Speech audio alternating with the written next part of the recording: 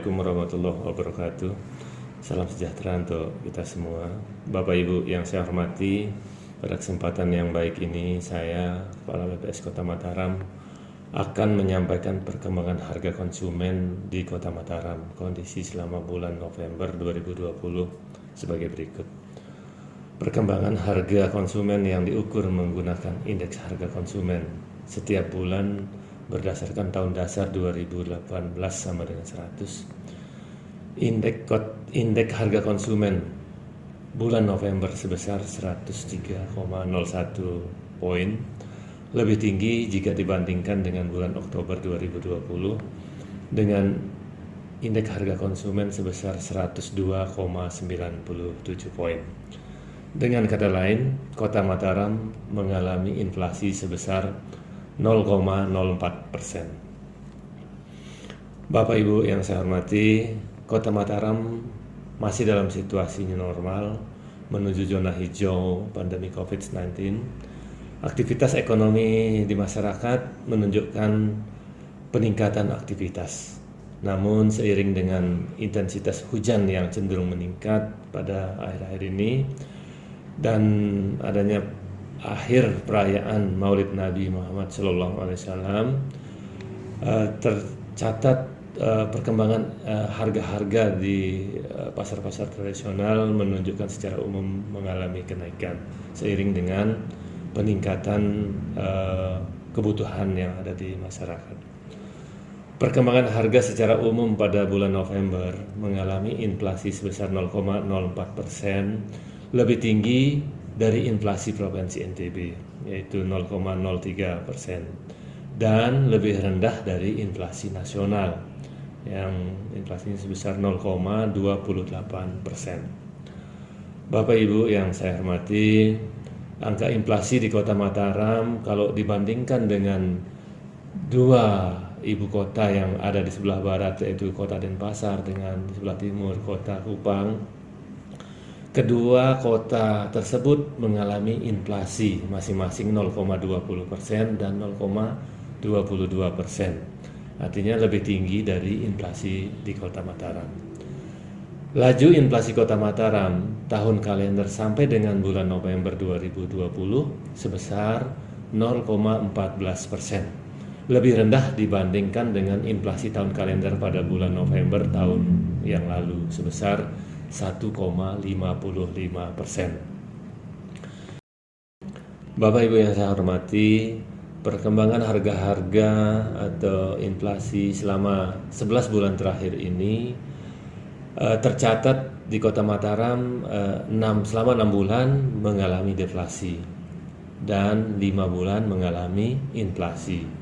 6 bulan mengalami deflasi itu terjadi pada bulan Februari, Maret, April, Mei, Agustus, dan September. Sedangkan 5 bulan mengalami inflasi tersebut terjadi pada bulan Januari, Juni, Juli, Oktober, dan November. Ya, masih ada tersisa 1 bulan ke depan. Kita belum tahu perkembangan harga akan terjadi seperti apa. Bapak Ibu yang saya hormati, kemudian laju inflasi tahun ke tahun pada bulan November 2020 dibandingkan dengan November 2019 terjadi laju inflasi sebesar 0,43%.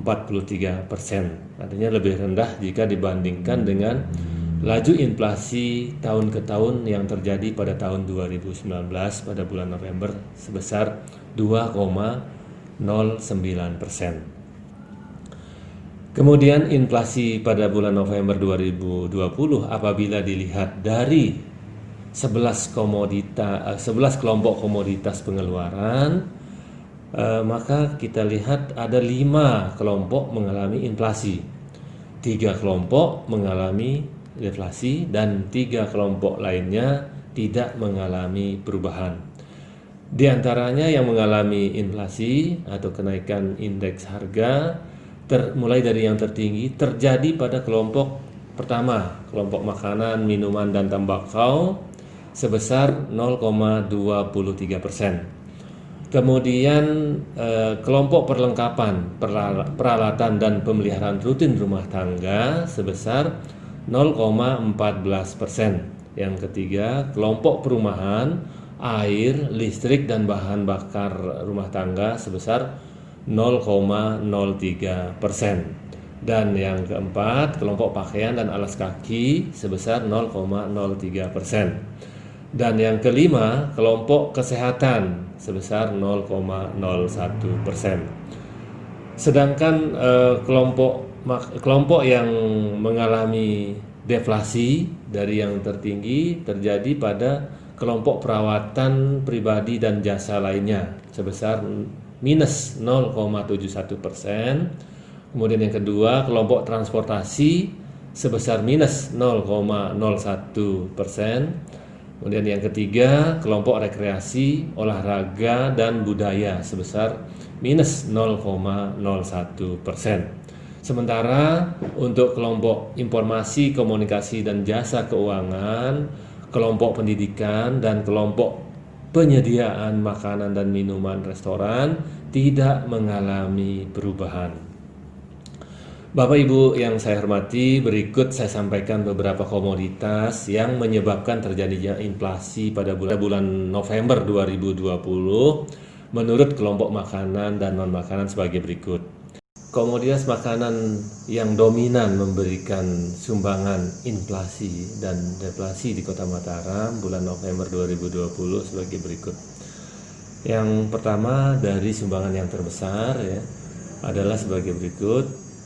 Bawang merah, bawang merah ini menyumbangkan inflasi tertinggi, di mana bawang merah ini selama 2 bulan terakhir menunjukkan tren peningkatan harga. Jadi bulan November dan bulan Oktober yang lalu juga sama-sama mengalami kenaikan harga. Kemudian ayam hidup, tomat juga demikian. Untuk tomat ini 2 bulan terakhir mengalami kenaikan harga. Kemudian yang berikutnya cabai rawit. Cabai rawit ini pada bulan ini menyumbangkan inflasi, namun di bulan Oktober kemarin justru mengalami penurunan harga. Kemudian bawang putih, cabai merah. Nah, ini cabai merah juga mengalami kenaikan harga berturut-turut selama 2 bulan terakhir. Kol putih, kubis, ikan kembung, sawi hijau, dan daging ayam ras. Nah, untuk daging ayam ras ini juga berturut-turut 2 bulan terakhir ini mengalami kenaikan harga. Kemudian selanjutnya untuk komoditas makanan yang mengalami penurunan harga dan menyumbangkan deflasi dari yang tertinggi sebagai berikut. Pertama, semangka ini mengalami penurunan harga dan terjadi penurunan harga ini pada 2 bulan terakhir. Kemudian apel, pisang, dan anggur ini kedua komoditas juga mengalami penurunan harga berturut-turut selama 2 bulan. Kemudian ikan tongkol, jeruk, cumi-cumi, dan tongkol diawetkan. Nah, untuk tongkol diawetkan ini juga selama 2 bulan terakhir mengalami penurunan harga. Ikan kakap merah dan ikan nila. Bapak Ibu yang saya hormati, saya akan lanjut untuk menyampaikan komoditas non makanan yang dominan mempengaruhi inflasi dan deflasi. Dari yang terbesar, pertama untuk bahan bakar rumah tangga, kemudian pasta gigi. Nah, pasta gigi ini 2 bulan terakhir ini mengalami peningkatan harga. Kemudian pasir, bola lampu, spring bed, angkutan udara, paku, sabun cair dan cuci piring, kemudian celana panjang jeans wanita, dan blus wanita. Nah, sedangkan yang mengalami penurunan harga adalah dari yang tertinggi emas perhiasan, kemudian tarif listrik, kemudian semen. 3 komoditas ini kalau kita pantau selama 2 bulan ini mengalami penurunan harga berturut-turut.